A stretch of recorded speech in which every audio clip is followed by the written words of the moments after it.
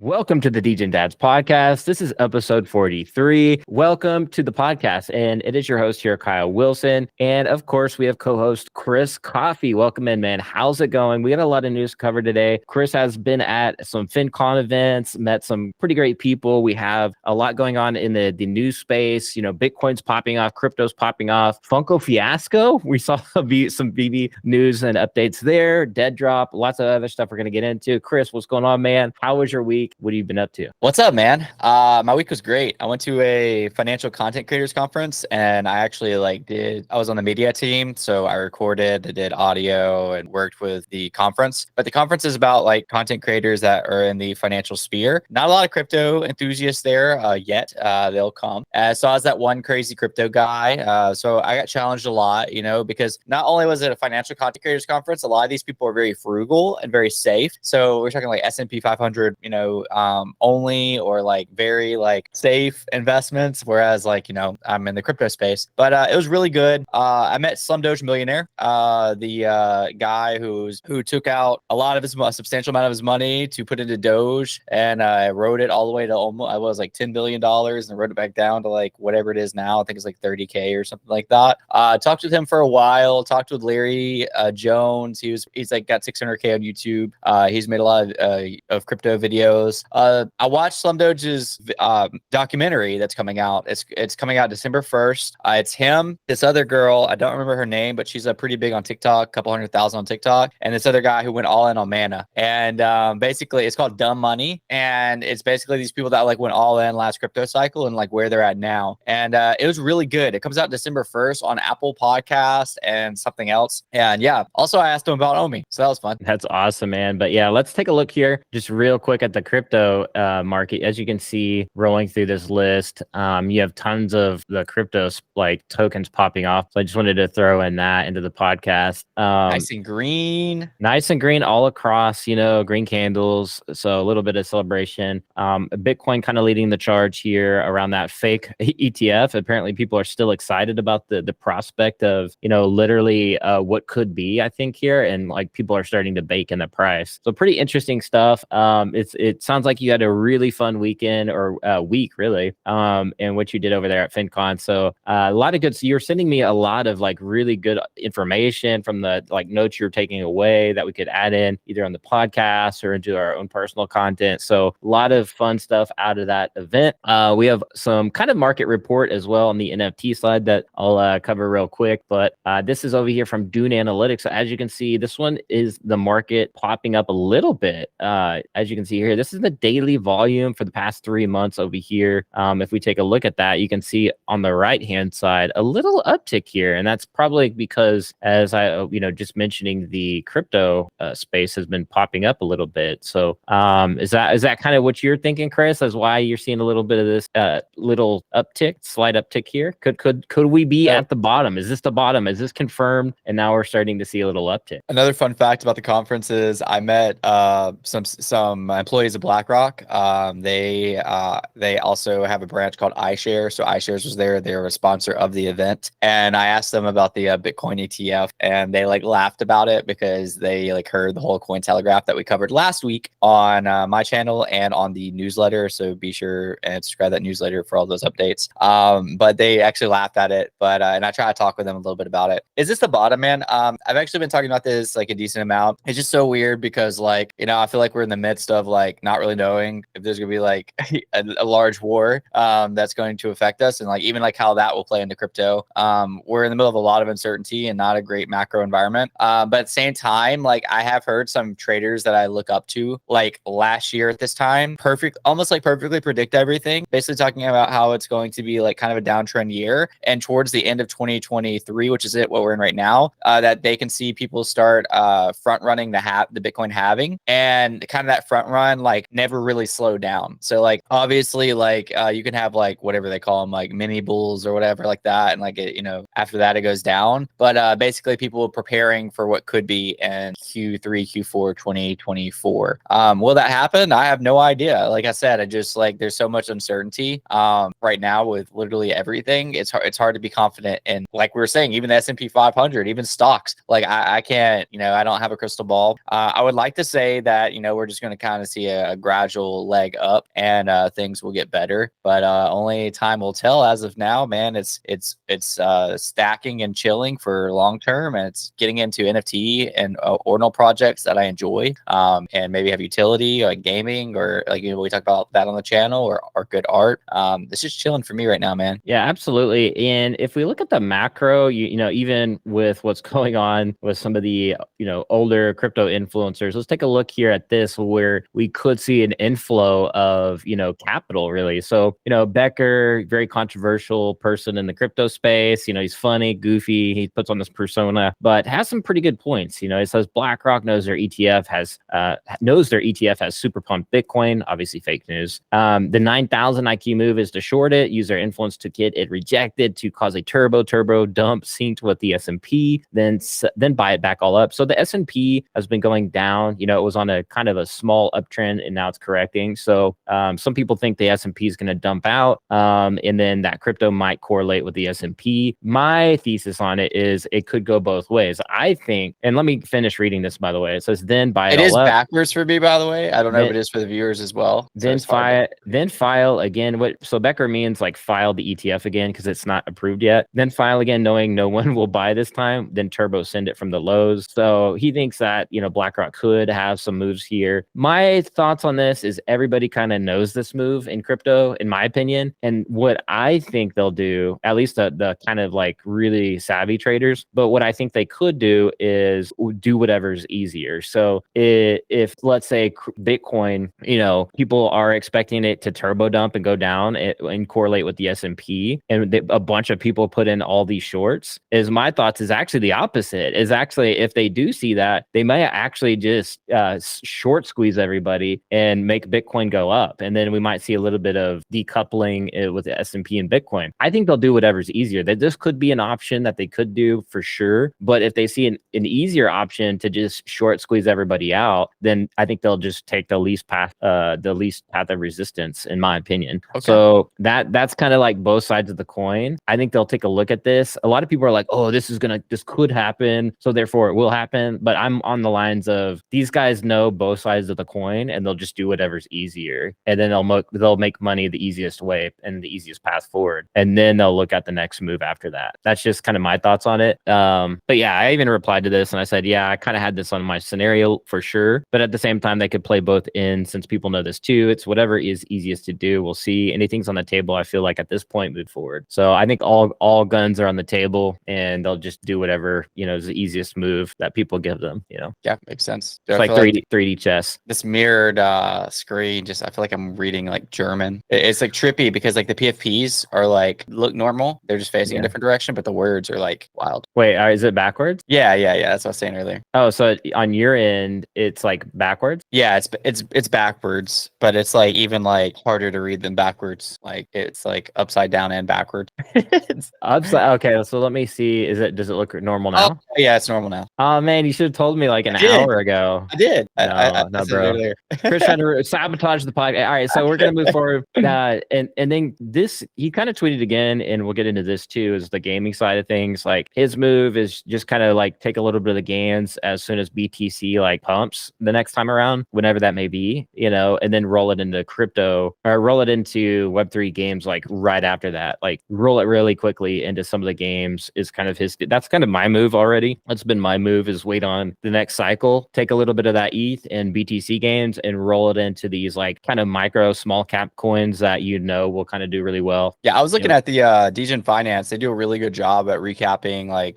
the macro market, NFT market, and crypto market. And they're basically saying that we might even see that in this like little mini cycle that we're having right now, of like a rollover into maybe another little small altcoin season. Yeah. And you take a look at kind of why this is the case too with these Web3 games. Midnight Society probably will have a token eventually. Just FYI, I'm assuming, you know, and look at the amount of views that this event had. You're talking about 250,000 views just 2 days ago around his Web3 game Dead Drop. Yep. And there's some, you know, familiar faces around that. You know, you had Dr. Lupo, Z-Laner, two huge streamers. Crypto Stash is there. He was like Web3 native guy, Web3 gaming native, there at the event, sitting next to Dr. Disrespect, like one person over on Z-Laner side. So that was really fun to see. They have another channel well. Midnight Society had like 1,000 live viewers at one point, I think, too. But yeah, you go back to Dr. Lupo Z-Laner, they're streaming, playing like Dead Drop and games that Dr. Disrespect's playing. And like you have Off the Grid coming down the pipeline that's built on Avalanche, which is, Avalanche is a top crypto token as well. Avalanche was top mover over the weekend. At least for one of the days. Oops, wrong screen. But yeah, you could see Avalanche right there, ranked 22. It's been moving up to having some nice gains, 6% over the last week. So this one, I assume will continue to have a nice run up in the bull market. I hope so. I got some. Yeah, and other gaming projects too. Like, and if you look just at what's been going on OpenSea the last 7 days, you see Pirate Nation #1, Forge, which is another gaming focused NFT project. You have Sugartown Auras and Block Games Dice. I don't know what Block Games Dice is. Parallel though is a game. Skyborn I think is a game as well. So you have a lot of games just literally dominate. And look here, you can see Dr. Disrespect's founders access pass right here as well in the notable collection tab. So yeah, just a lot of games just being really dominant in terms of the NFT side of things. So this is why it's like, in my opinion, a good thesis that we could see. Now, not every game's going to pop off. If we go to the gaming category, there's just like these weird, obscure kind of tokens, right? That in the gaming space. So not all coins are created equal, but we could see some select, gaming platforms do really well. I think in the long run. You see Gala, ApeCoin, Axie, Sandbox, the usual suspects on the top of the list. I would consider Solana a gaming token as well, at least like a token to like a gaming like blockchain, like because like there's a ton of microtransactions that are cheap. And we didn't even mention it yet, but Solana just reached $30 again, which is the highest it's been since the FTX collapse. Yeah, I mean, look at down the list here. Decentral Games right here. Actually, if we scroll up, it's like a kind of a bigger, like I guess, casino gambling webs like ecosystem. Phantasma is an entire blockchain built for kind of like NFT gaming. Magic Craft is like the Web3 like World of Warcraft or something like that. I can't remember what it but that one I think it's like influencers have kind of been behind that one. Rev, they have several games behind them. Look how small these are. Like we're talking 4.7 million market cap. These are literally nothing. Wagme Games 13 million. It looks like it kind of 15%. Yeah, I think they went up to like 30 mil at one point, but they're back down to 13 mil market cap. So you're talking a lot. Like Scott, did you see the video of him roasting BitBoy? I did, bro. We should play that. D-Race is down there 17. RFox is kind of like a metaverse play. But yeah, it's just like UFO gaming. This is more of a launch pad. I remember UFO gaming. Yeah, that one ran up to like 40, 50 mil. I want to say in the bull market. Now it's down to 24. Still not doing too bad though. Yeah, Nakamoto Games. It's like an ecosystem. I'm really more excited about the ecosystems than I am like one-off games or studios. If they're a studio building multiple games using the one kind of platform ecosystem, then I like that. Illuvium's still doing really well. 243 million market cap. I mean, that's pretty significant for a game that's not even launched. It's like pretty significant value for a game that's not even really out. It's just like little test betas. The price though. $40. Yeah, it hurts. Oh, well, I mean, shoot. Yeah, I mean, it'd be smart. It would have been smart to take those gains when it ran up to like, it's like $1,800. That's what I'm saying. Token. Yeah. But look at the supply on this thing. I mean, you're talking total supply. I think it's actually less than 9 million. I don't think this is even correct. That's I don't know. Yeah, that's kind of, it's like super finite. Yeah. Like, and then this is a deflationary token. So it's like, wow, that could in a bear market or in a bull market, if this game's fully launched and it's actually received really well, what they're doing is basically a decentralized studio. That'll be an interesting play long term. I know a lot of people interpret Illuvium as a game, but really what they're doing is they're building a gaming studio and not just one-off game. Engine, I mean, they're worth more than Engine Coin, which is an entire blockchain that's been out for like years. But yeah, anyways, games could do really well here in the next cycle. Absolutely. Where's Omi at? Omi, let's take a look at the chart here. We got to get into the Funko Fiasco. What's going on with that, man? As I'm pulling this chart up. Omi, yeah, it's one of the reasons why I bridged into Omi. But are we in the green right now, or like overall? It's up. Not overall, but it's up 0.1%. But it's been dropping off hard since it looks like the mid-October of this month. So it's dropped off real hard, and it's just a red tick right there. Yeah, because I mean, I'm sure that RSI RSI is like, negative 30 or something. So people are probably just trying to scoop that dip, assuming it'll try to rebound. But yeah, it's been dropping off really hard since August. So late August, it's been, kind of just on a downtrend pattern, from that little uptick from August. And yeah, so it's been. So I'm probably going to make a whole separate video on this, but I'll give them a little taste for the podcast listeners because you guys rock. And this is where we get to chill and really take a deep dive. But I talked to SlumDoge and asked him about OMI. I mean, it wasn't like super informative. He is basically like, he still holds. He doesn't really think about it or talk about it a lot. He bought it. I mean, he spent like 15 grand and that's worth like, very little now. So obviously as somebody who's not like really involved in the ecosystem, it's like, well, that sucks. I bought high and now it's like really low. And he's aware that like some of the things that happened, with the team and everything like that. But he's not like out of it. Like he didn't sell. He's not like, I hate the token. I hate the thing. He's just kind of like, he spent a lot of money on OMI and VeVe, just for like some things to be released not long afterwards. And I asked him about Andrei and, seeing if Andrei's still holding, and Andrei is still holding, which is like what I respect, because like, as we talked about last week or the week before, CoffeeZilla released a video calling out Logan Paul for pumping the price. What people don't really talk about is I don't think Andrei had bad intentions whatsoever, but like he just happened to make a video on it, which was like his first crypto really, besides like Bitcoin and ETH. It's like one of his first like really small cap altcoins that he covered, and around the same time or like right after Logan's podcast. So that definitely contributed as Andrei being like one of the more respected financial YouTubers like on the platform, especially by like maybe like somewhat younger people. But anyways, like I respect Andrei for like not selling into that hype, like he could have easily, even though I do think probably got a discount at, bulk discount from buying OMI. I don't think he sold into the pressure. So like I respect him for that. I don't think there's anything wrong with him covering it. Especially, I mean, I'm as a content creator, like you're going to cover things like period, especially things you're interested in. And he obviously bought OMI, bought VeVe NFTs and stuff like that. Yeah, absolutely, man. And let's get into kind of the Funko side of things as well.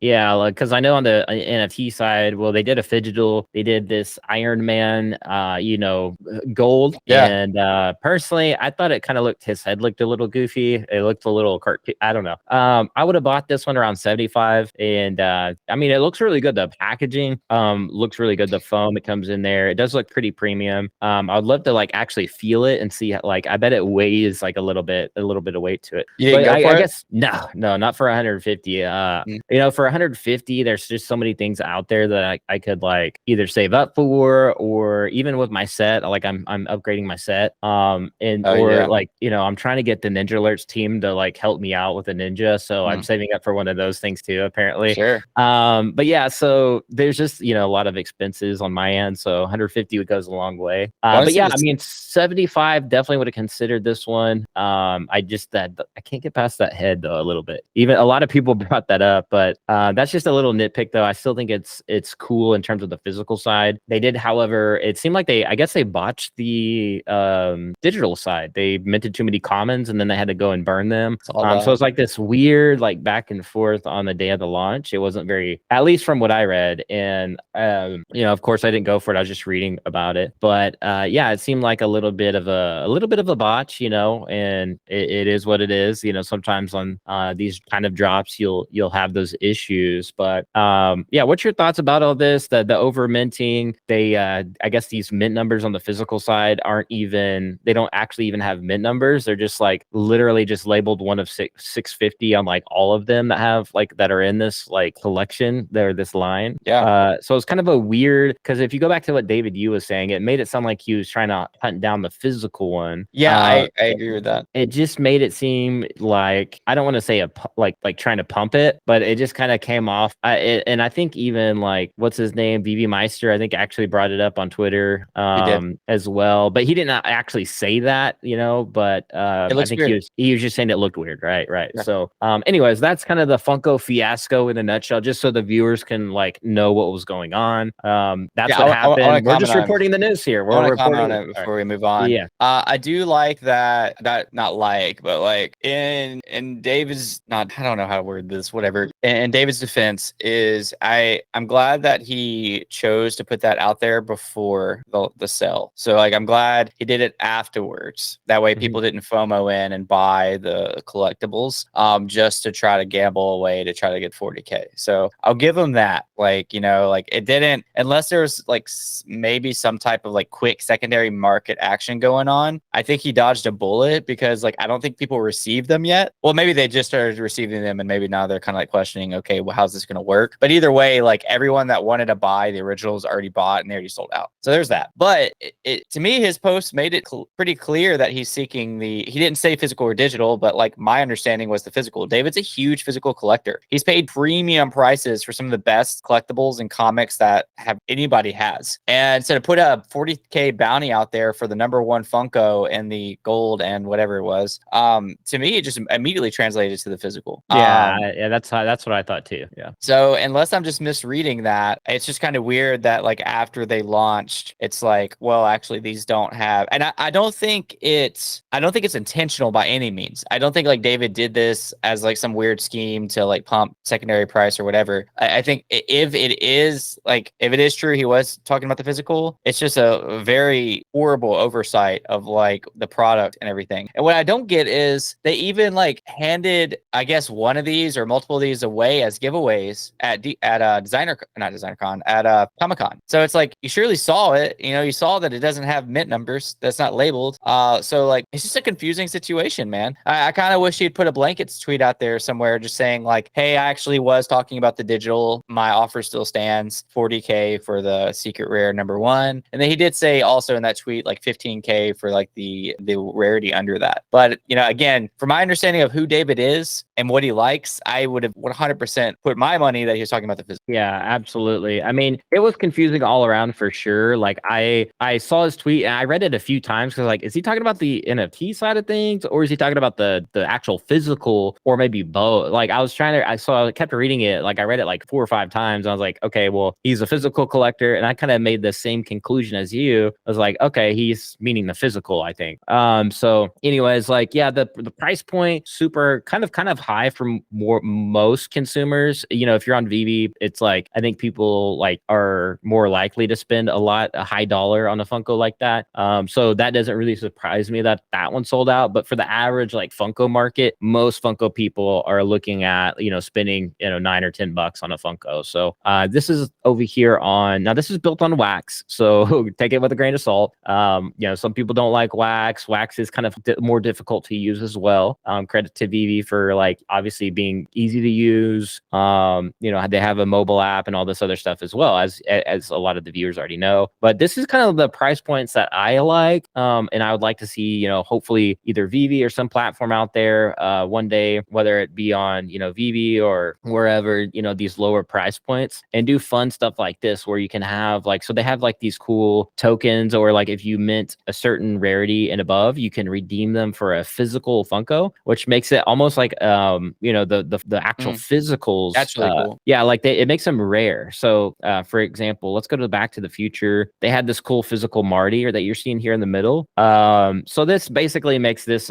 Marty physical, you know, Funko really, really rare, because only the people that were able to mint those, you know, grails and all that kind of stuff, NFTs, can redeem it. So that's what makes it really cool, and it gamifies the whole aspect, and you get these cool like animated cards to go along with it. So I'd like to see a little bit more of that kind of gamification on the side of things. Granted, these are on, like, if you're not a fan of wax, this probably is not too exciting for you. But they have been dropping these over here for a while. They do sell out. These are like instant sellout type of stuff on some of these IPs over here. So you have like Power Rangers Adventure Time, Jurassic Park. So you have some pretty big IPs over here that have been dropping, you know, over the years, or, you know, years. Yeah, I guess 2021, you had Bob Ross. I would have bought that one. I'm not gonna lie. This one could have been on like the most obscure chain, and I probably would have bought it still. Because look at this. Like, look at that. That's pretty cool. Anyways, enough of that. There's 2 more physicals that came out last week. I went for the Dot Swoosh shoes. I got them, the Nikes. I'm super excited about them. That's right. Yeah, I'm actually gonna wear them. Because I have my Puma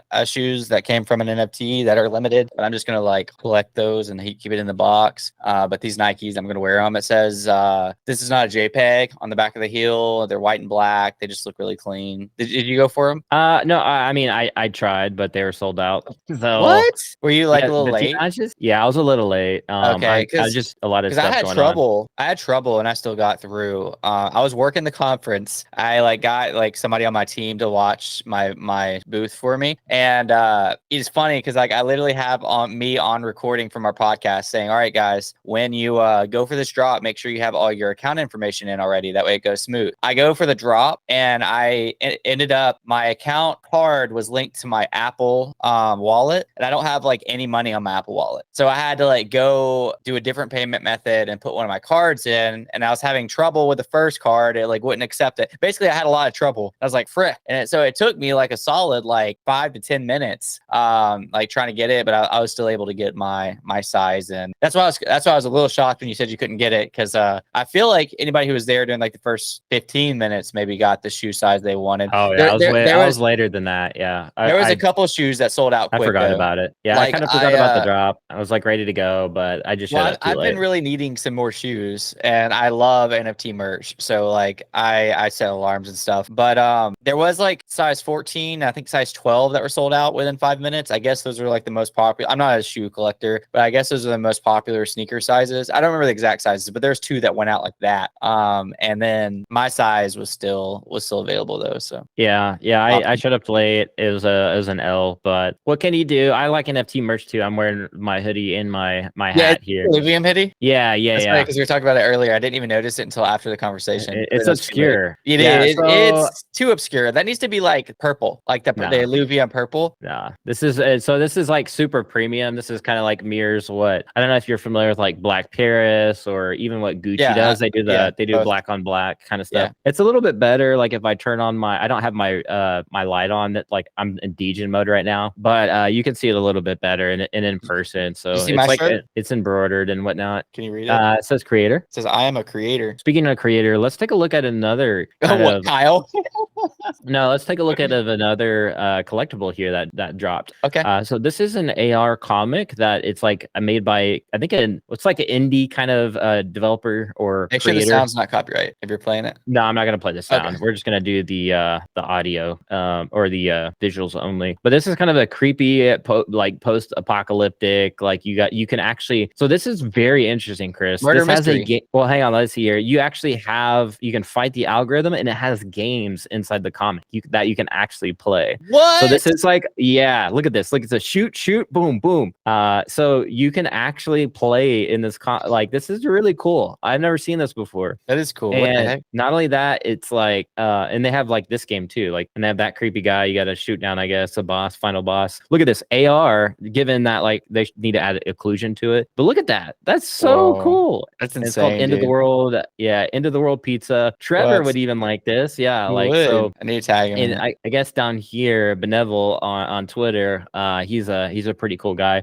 He said, I had the end of this pie on Spaces earlier. What's coming is epic. The NFT gets a redemption of the physical comic free and access to spatial metaverse coming this week. So I thought that was super cool. I'm like, definitely got to highlight this on the podcast. Yeah, absolutely, man. That's really cool. The heck? So the beginning of it, what I was gonna say earlier was like it says like somebody's the murderer and you got to find out who it is. Like that's based off of a real life horror game, which is like murder mystery. I actually played that. Like I did a IRL one when I was in high school. It was really cool. It was for somebody's like Sweet 16, and we did a murder mystery, and it was really fun. Basically, it's like you all like are one part of like a big story. Somebody gets murdered, and then you gotta like find out who the murderer is. Look at that quality cool, though. That's sick. Look at the eyeballs on that. That's creepy. So that is so cool. So this dropped, I think, on the 20th. So this was a few days. It dropped a few days ago. It looks like these will be the avatars, possibly. It says see you in the metaverse. And this looks like either on like some kind of a camera or something. I don't know. That could be it. Anyways, very cool little project. I mean, if they keep dropping stuff like this, I don't think they're going to be little. But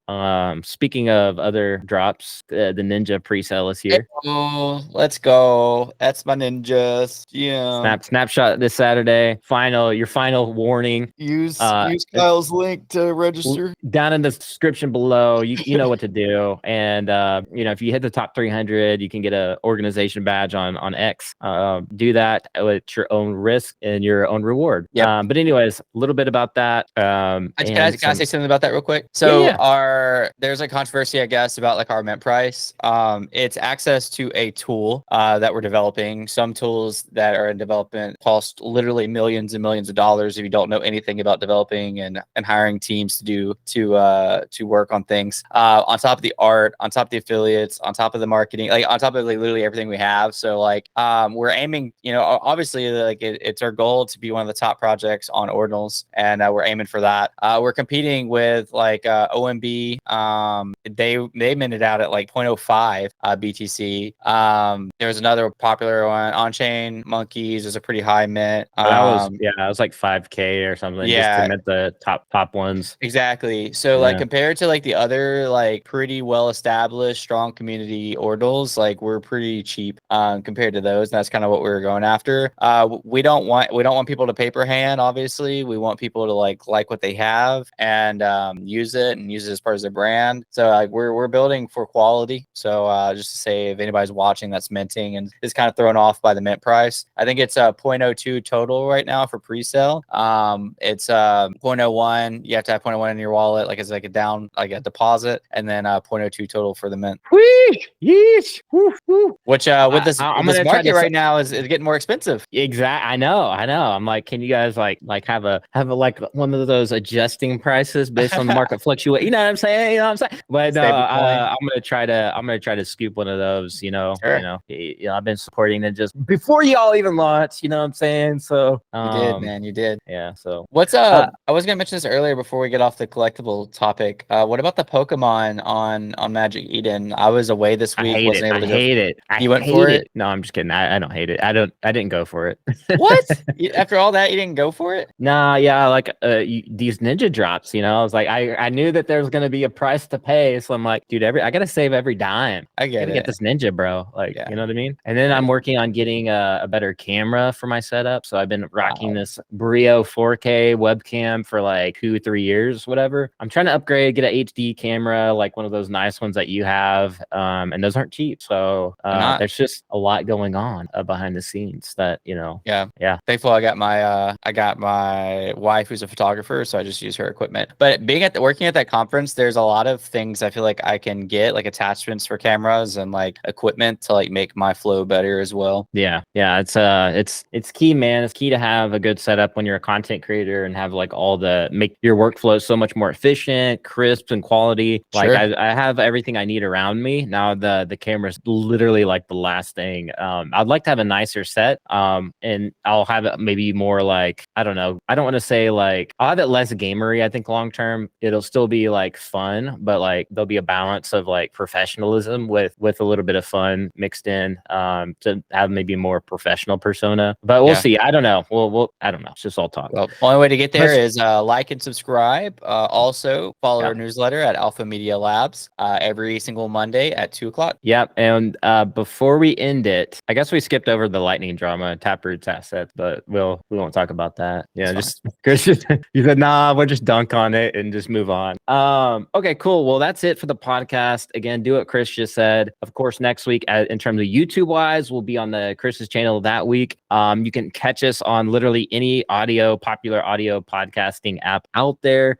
Give us a follow on that as well. Again, if you want to help dads out that are doing some cool stuff in the space, be sure to subscribe to those audio podcasts as well. And you know where to find us on Twitter and all that good stuff. With that being said, we'll see you guys next week, and be like an NFT, be authentic, and we'll catch you guys later.